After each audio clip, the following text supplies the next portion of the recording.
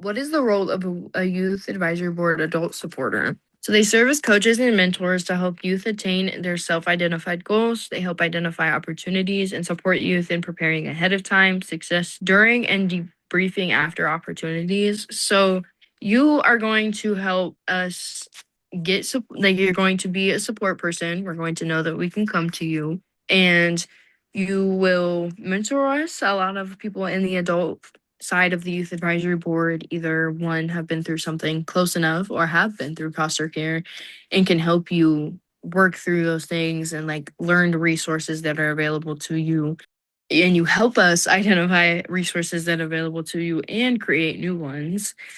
I definitely feel as though, from my perspective, that the adult supporters that we have give us new opportunities, give us new platforms, create new programs, and create new resources for us to succeed by taking in our experience and putting it into what they have to make it better. So, the roles and responsibilities of a YAB adult supporter is to empower youth, which is very important because if a youth does not feel safe and empowered, they're not going to talk. They are a coach and a mentor. You always, always, always want to help the next person build up, but especially a youth who's been through things. You want to help them build and become a better person of themselves because the world didn't give them a card to do so. And you help with meetings and outreach. Another thing is to prepare and be trauma informed. You want to prepare for any meetings. You want to be informed of traumas and responsibilities and things that youth go through in foster care. I mean, you don't want to go in with a blind eye and kind of just not know anything, and then you're blindsided by real life situations that happen to foster youth. You always want to be able to give yourself reflection and give reflection to the group. Reflect and just be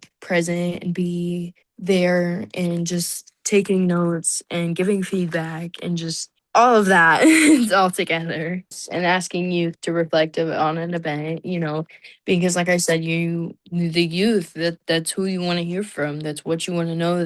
That's the only way you'll know that what you're doing is working, is if the youth tell you it is. So in order to equip youth for success, you'll help them with preparing before opportunities, whether it's taking notes and doing research or reading articles and being knowledgeable about what you're going in to talk about. And that is very important, and your support will help them want to do that. Writing out thoughts beforehand to support strategic sharing will make sure that you get what you want to say to who you want to say it in enough time. Debriefing after events, asking youth, how did you like that? Do you think that it will work? Do you think that this will be successful? Do you think, how can we change it? What did you like? What didn't you like? Just really asking for youth involvement and equip youth for success. Brainstorming sessions and reporting out. The quarterly meetings, we usually have about 4 or 5, maybe sometimes more, different groups with different issues. So you can go to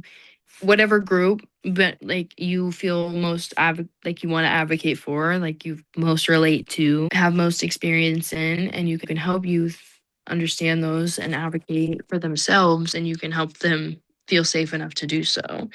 With those, we also create notes and we share them at the end so everybody gets to hear. And then you can help by creating a resume and helping them create a resume, walking them through the different steps and what is needed. And then, in addition to that, being a youth advocate, adult supporter of a youth advocate, you can write letters of recommendations to help youth better themselves and get into programs or colleges or jobs, and just help a youth really consider different opportunities for themselves and help them get there. So, some barriers to success for some local boards are a lack of local support, transportation challenges, and loss of local independent living department or caseworkers. The independent living caseworker is going to be the one that will get you and want you to be involved with the YAB. Your regular caseworker should be stepping in if there's no independent living department or worker, and they should be helping you learn independent living skills and helping you get resources and know about things like the YAB. And I feel like if